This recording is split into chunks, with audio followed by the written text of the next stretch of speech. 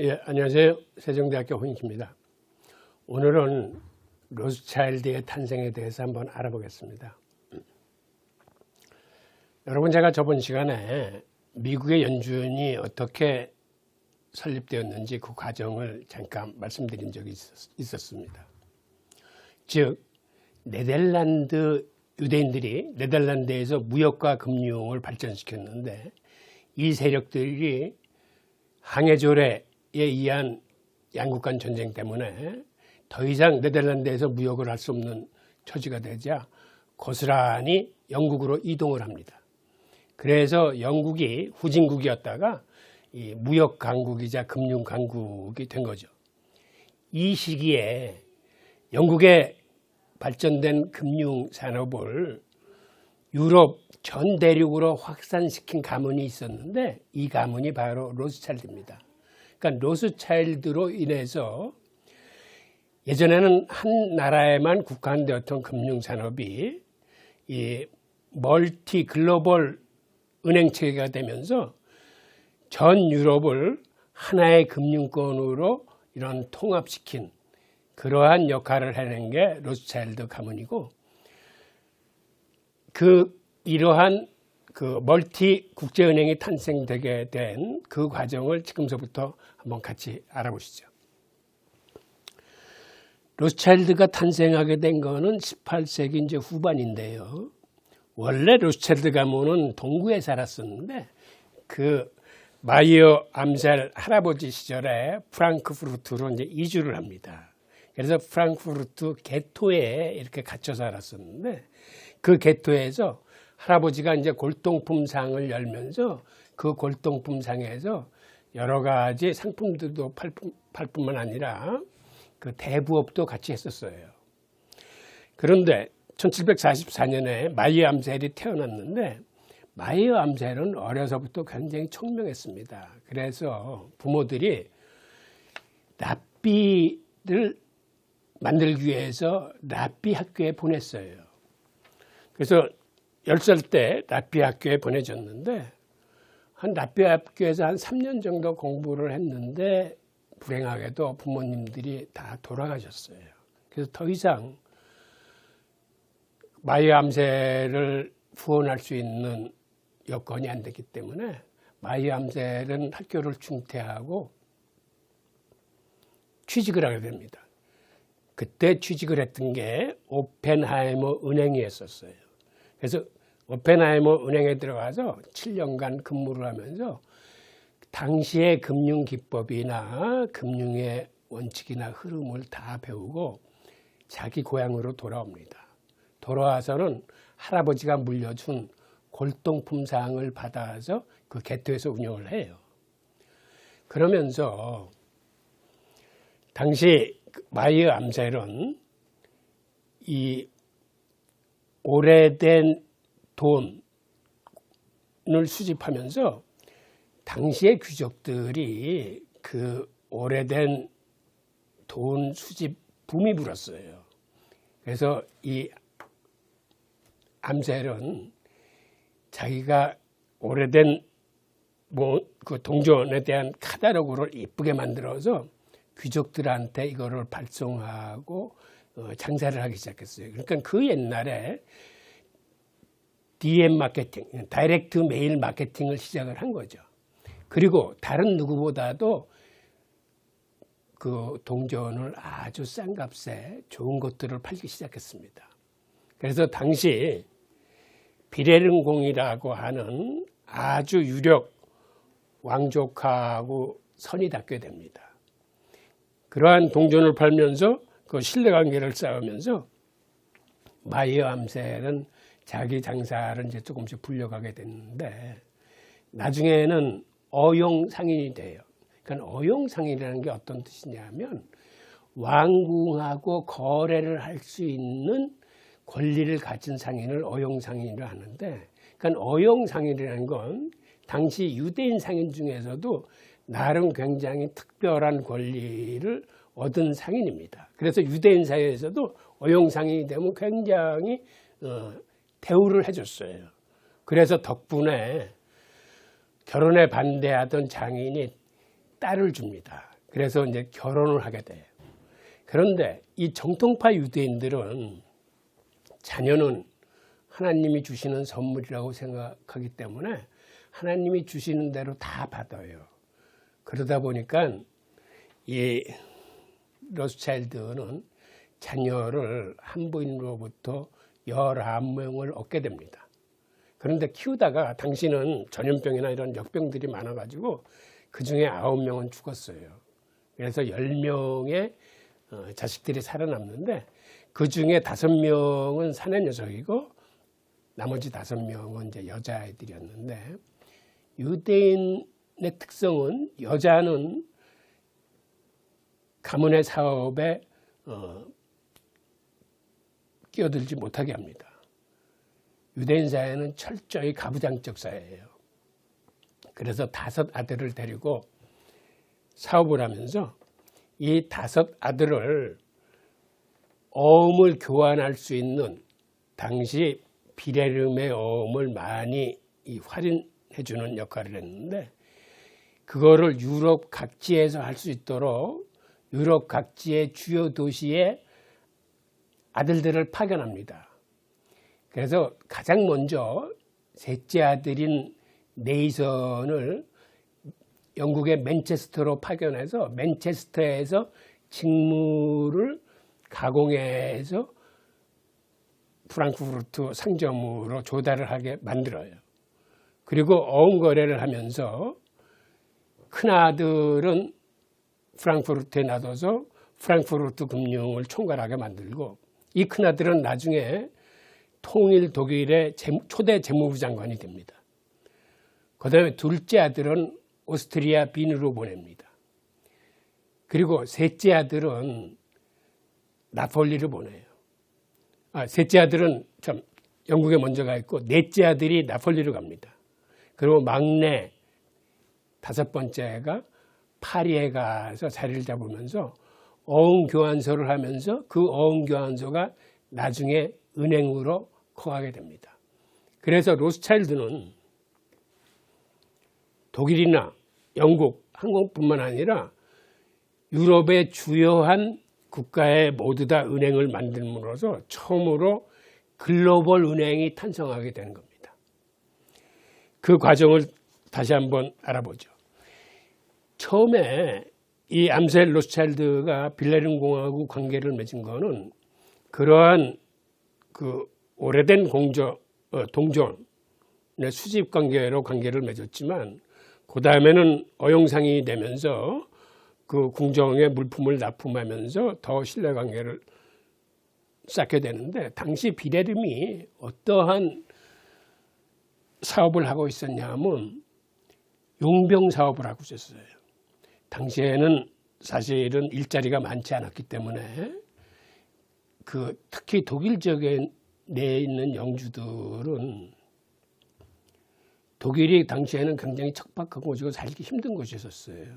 그래서 그때 젊은이들이 살아갈 수 있는 방법 중에 하나가 직업군인이 돼서 전쟁터에 나가서 싸우는 겁니다. 그래서 그 빌레름공은 자기 영내에 있는 젊은이들로 군대를 만들어서 그거를 주요한 전쟁터의 용병으로 이렇게 파는 사업을 했어요. 그래서 미국의 독립전쟁 때도 이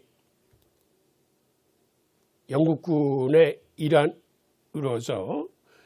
일원으로서 그 빌레름의 용병들이 미국의 독립전쟁에 참가하게 됩니다.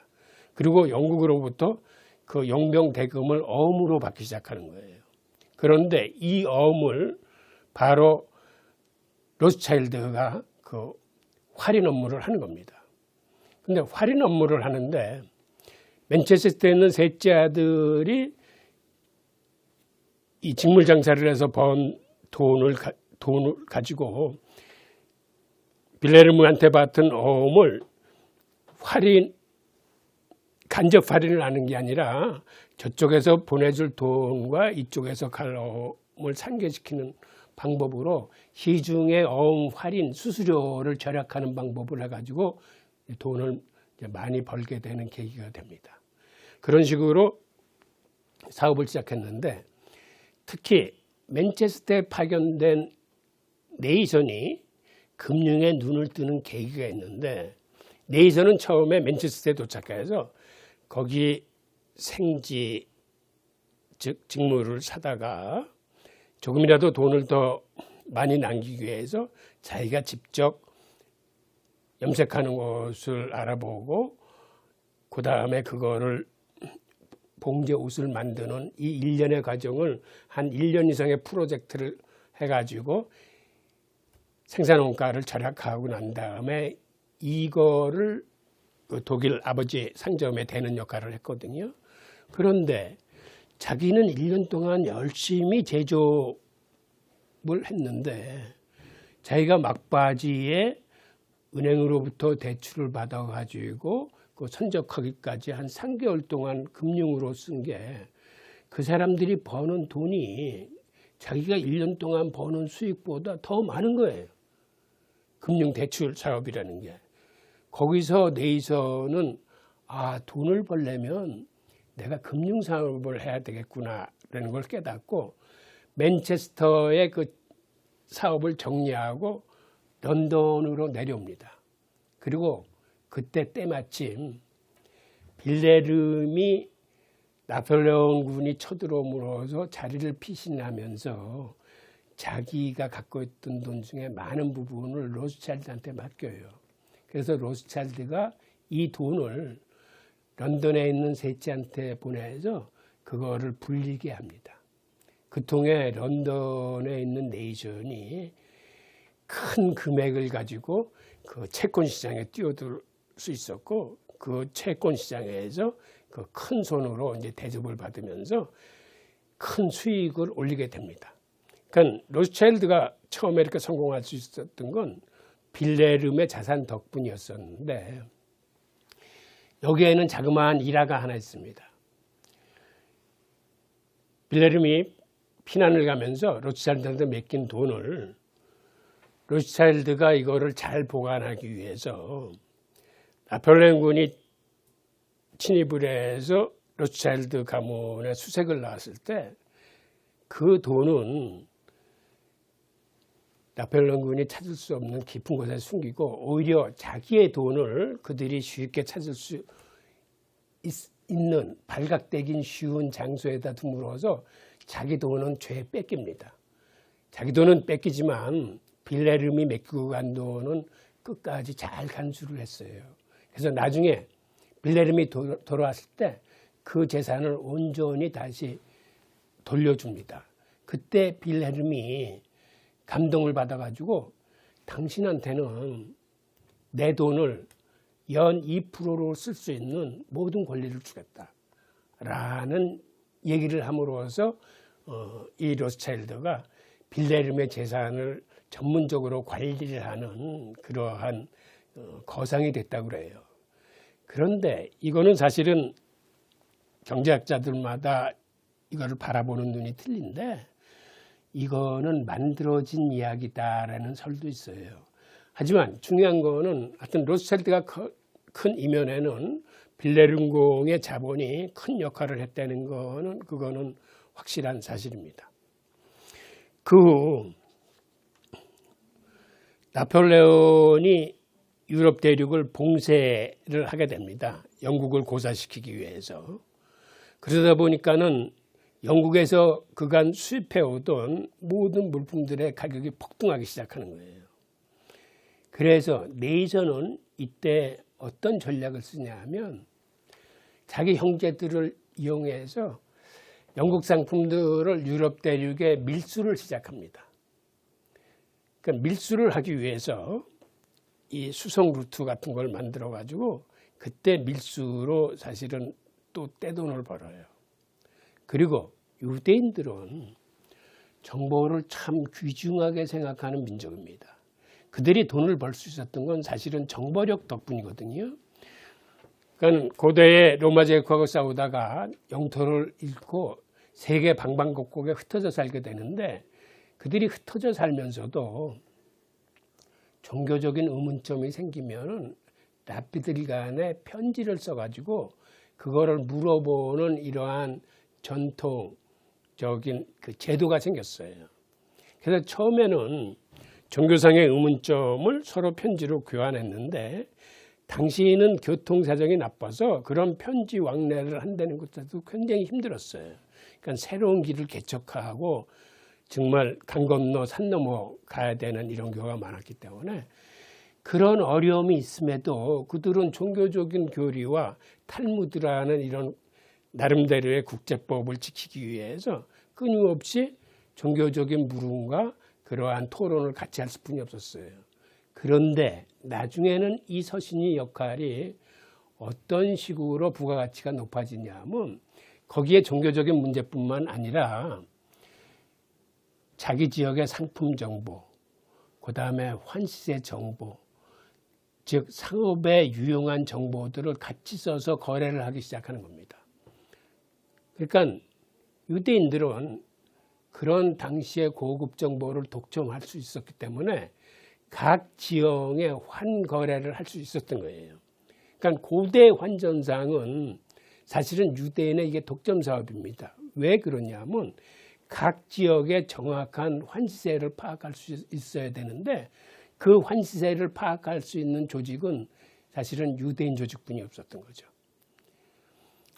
그래서 일례로 이런 거예요. 예를 들어서 어느 지역에 밀이 풍년이 나고 다른 지역은 흉년이 나면 풍년이 든 곳에 밀을 싸게 사가지고 밀값이 비싼 흉년이 난 곳으로 보내면은 밀의 위치를 이동했을 뿐만 아닌데 이게 큰 돈벌이가 되더라.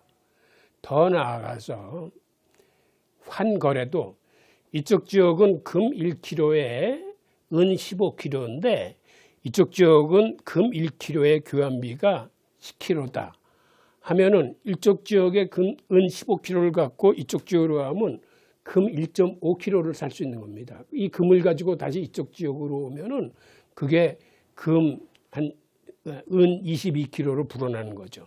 이런 식으로 상품과 상품의 거래뿐만이 아니라 당시의 돈인 금과 은의 거래를 통해서 많은 부를 축적하게 될 수 있었던 건데 그래서 누구보다도 유대인은 정보가 돈이 된다는 것을 먼저 깨달은 민족이에요. 그러니까 로스텔드 가문도 예의가 아니 돼서 그러한 서신 연락망을 수송 루트로 만든 다음에 자기한테 정보를 먼저 갖다 주는 사람한테는 항상 큰 수수료를 줬어요.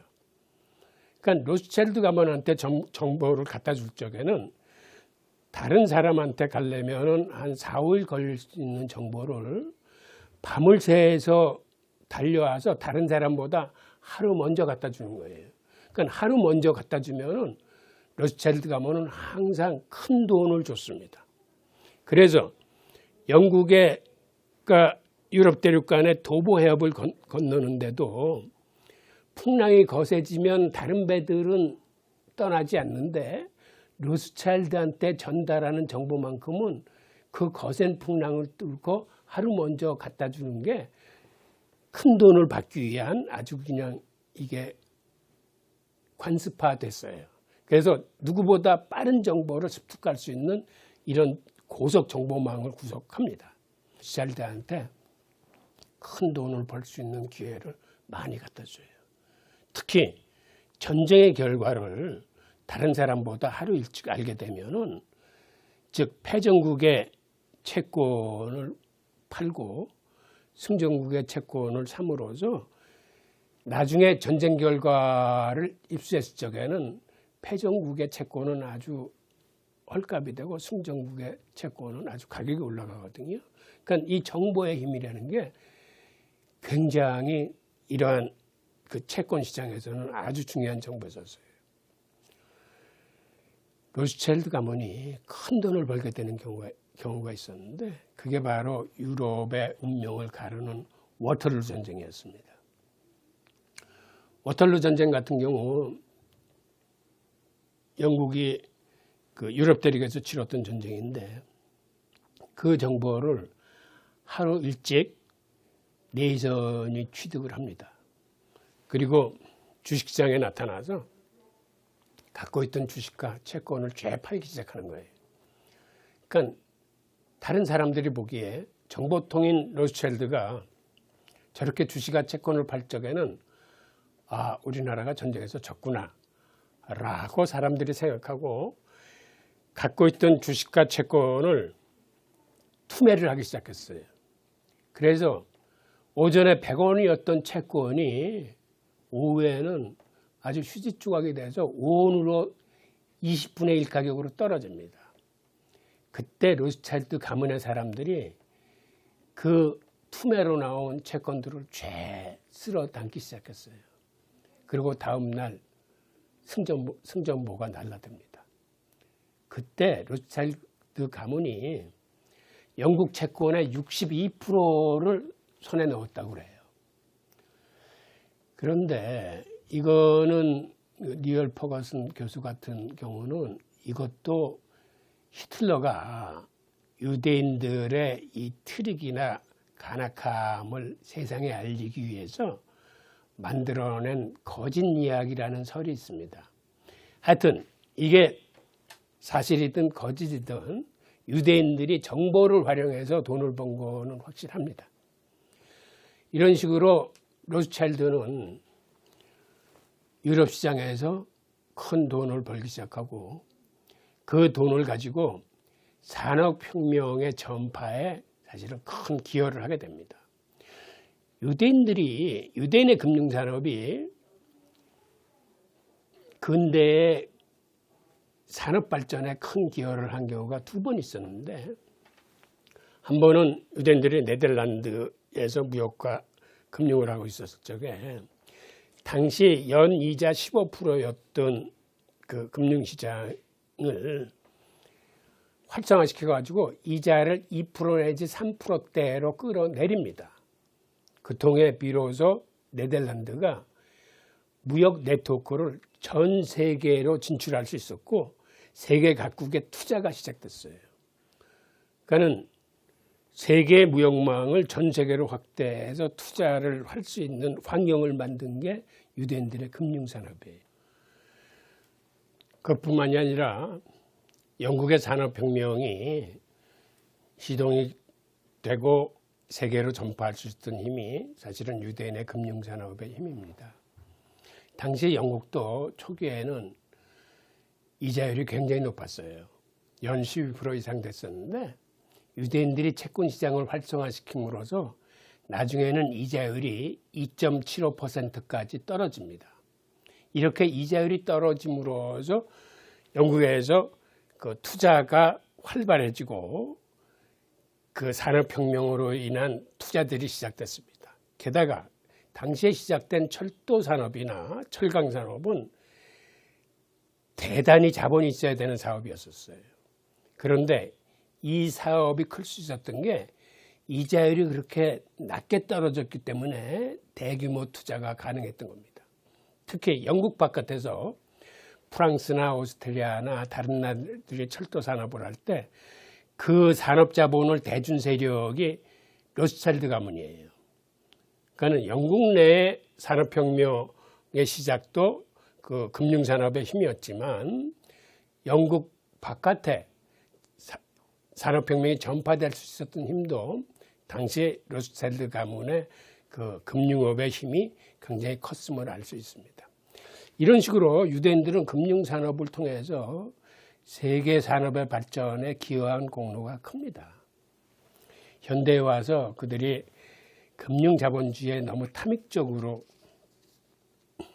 스탠스를 취하는 바람에 소득불평등이나 부유평등이 어려운 이러한 단점도 있지만 근대에는 세계 산업 발전에 그 기여한 공로는 인정해 줘야 될 것 같습니다.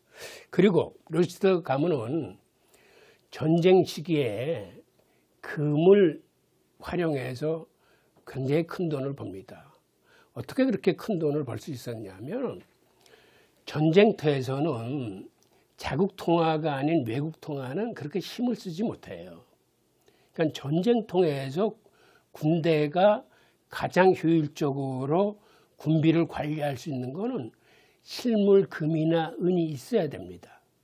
그래서 영국군이 스페인이나 유럽에서 싸울 적에 영국군한테 군자금을 대준 거는 로스차일드 가문이에요. 그때 수레에다 금을 싣고 그 어려운 길을 뚫고 들어가서 그 영국군한테 그 금괴를 무난히 전달해줬고, 그게 비단 영국군한테만 그렇게 금괴를 수송한 게 아니라 나중에는 프랑스군이나 다른 전쟁터에 전쟁이 일어났을 적에도 그때 금을 수송을 해서 안전하게 대줄 수 있는 그러한 수송로와 시스템을 갖고 있었던 게 로스차일드 가문뿐이 없었어요.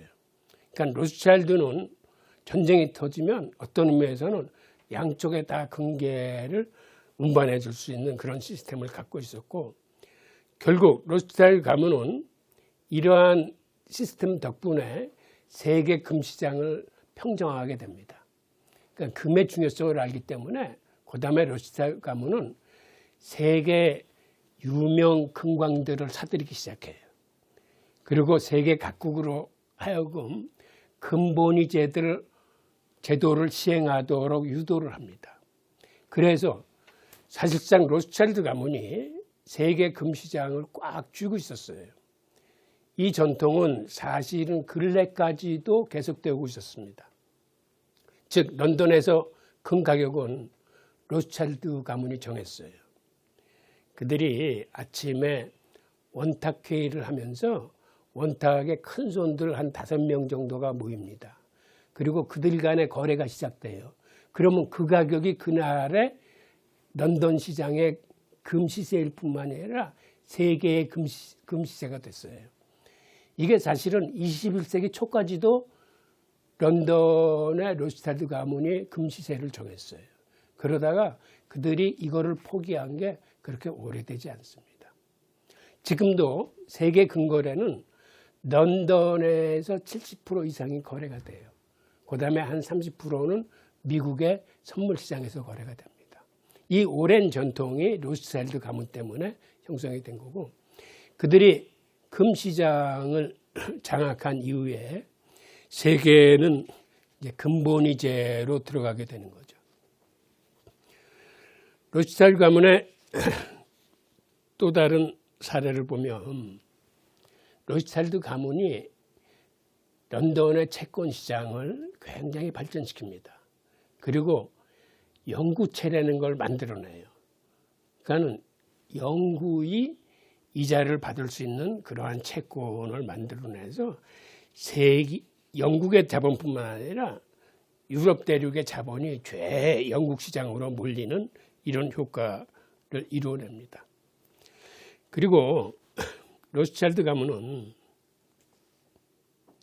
히틀러가 들어서면서 굉장히 큰 타격을 받습니다. 특히 히틀러가 정복했던 비엔나 로스차일드 같은 경우는 이 포로로 잡혀요. 그리고 모든 재산을 몰수당했을 뿐만 아니라 그 포로로 잡힌 그 둘째 형을 빼오는데 큰 돈을 쓰게 됩니다. 그리고 파리가 점령당했을 적에도 파리 로스차일드도 이제 큰 어려움을 겪게 되는데, 그 후 로스차일드 가문은 사실상 커튼 뒤로 숨어버립니다. 그는 전면에 나서지 않고 모든 걸 대리인으로 쓰면서 완전히 커튼 뒤로 들어가서 숨어버리기 때문에 그 후로는 로스차일드의 행적이 직접적으로 노출되는 건 없었어요. 그런데 우리가 이제 어디서 로스차일드 가문의 그 힘을 알 수 있냐면, 미국이 발전하는 과정에서 미국의 근대 산업사는 사실상 JP 모건하고 록펠러라는 두 유대인에 의해서 양분되다시피 하는데, 이 JP 모건의 자금이 대부분 로스차일드로부터 나와요. 그게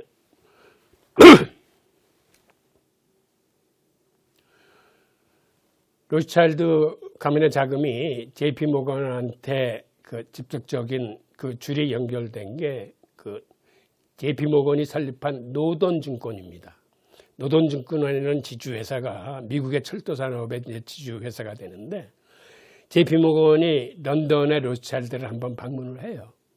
그래서 로스차일드하고 협약을 맺어가지고 로스차일드의 돈으로 노돈증권을 설립하고 노돈증권이 미국의 철도산업 지주회사가 되면서 그 다음에 JP모건이 카네기 철강회사를 인수하는 그 자금까지 됩니다.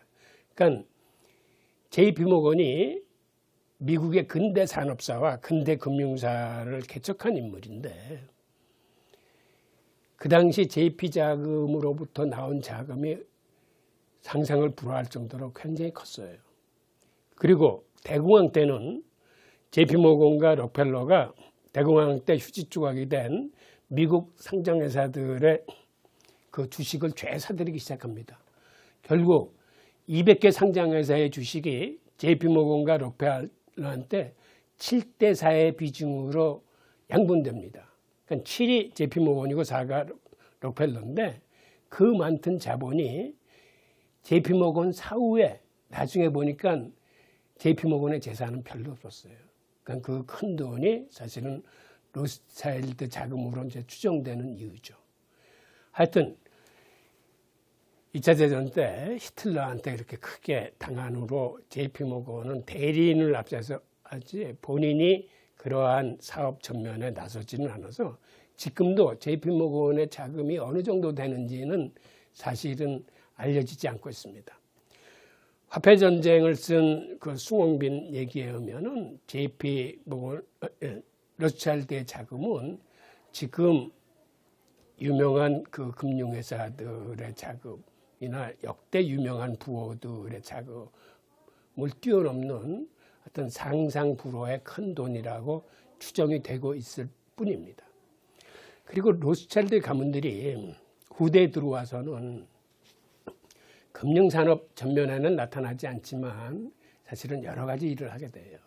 그러니까 프랑스 로스차일드 같은 경우는 프랑스 지역에 유명 와이너리를 사가지고 그 로칠드 와인들이 굉장히 유명 와인이 됐을 뿐만 아니라 이스라엘 건국에도 아주 직접적인 도움을 많이 줍니다. 당시 지금의 팔레스타인 지역에 유대인들이 모여들게 된 동기 하나가 당시 유대인들이 가난해서 팔레스타인에 들어가도 땅을 살 돈이 없었어요. 그 뒷돈을 대준 게 로스차일드 가문이에요. 그러니까 현재 이스라엘 영토의 5분의 4를 로스차일드 가문이 사줬다고 그래요. 그래서 오늘날 이스라엘의 건국에 가장 1등 공신이 그 로스차일드 가문입니다. 자, 이런 식으로 오늘은 로스차일드 가문이 어떻게 세계 금융시장에 그 큰 손으로 우뚝 설 수 있게 됐는지, 그리고 1개국에 국한되었던 금융산업을 어떻게 전 세계 대륙으로 넓혀갈 수 있었는지, 그리고 그들이 산업혁명에서 어떤 역할을 했는지, 이러한 일련의 과정을 알아봄으로써 세계 금융시장의 그 중간 그 이면사를 한번 들여다봤습니다. 자, 감사합니다.